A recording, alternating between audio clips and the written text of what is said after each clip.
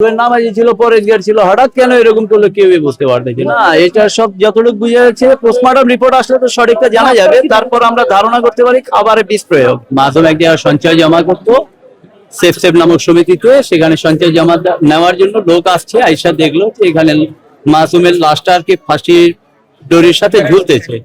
এই তখনই দেখে সে আত্মচিৎকার করলো, মহল্লার লোকজন বের হয়ে তার লাশটা দেখলো যে গা গরম আছে, কোনো ব্যবস্থা নেওয়া যায় কিনা। লাশটা বের করে এখানে রাখলো, তখন দেখলো আর বডিতে আত্মা নাই, না থাকার কারণে লাশটা এখানে রেখে দিল। চারজনের অবস্থাই একই ছিল। আর এই হত্যাকাণ্ডর কোন রকমের আমরা কিছু পাইনি, তবে শুধু এটুকু পেয়েছি অভাব অনটন ছিল পরিবারে। আলহামদুলিল্লাহ ভালো ছিল, এবং সে নামাজ পড়তো, সবাইকে হেদায়েত করতো, ভালো ভালো কথাও বলতো। হঠাৎ করে কেন যে এরকম হলো তা নিজেও বোঝা গেল না। কালকে রাত্রেও প্রতিবেশী মহল্লাবাসীদের সাথে বেশ ভালো আচার ব্যবহার কথাবার্তা বলেছে, ঘুমাতে গেল, সকালে নিল, বাচ্চাদেরকে নিয়ে পাইচারি করলো। মানে হঠাৎ কেন এরকম হলো কেউ বলতে পারতেছে না।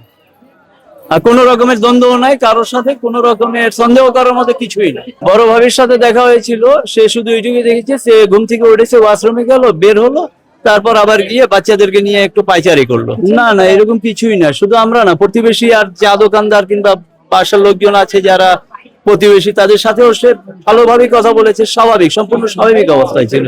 চারজন ছিল, তারা নিজেরা নিজেদের মধ্যে কুশল বিনিময় গুলো কথাবার্তা বলার পরে হয়তো প্রথমে বাচ্চাদেরকে হত্যা করেছে, তারপর বউ, তারপর নিজেই আত্মহত্যা করেছে। স্বাভাবিকভাবে এটা বুঝাই যাচ্ছে। অভাবে, অবশ্যই অভাবে তো স্বাভাবিক, এটা রিক্সা চালায় খাইতো।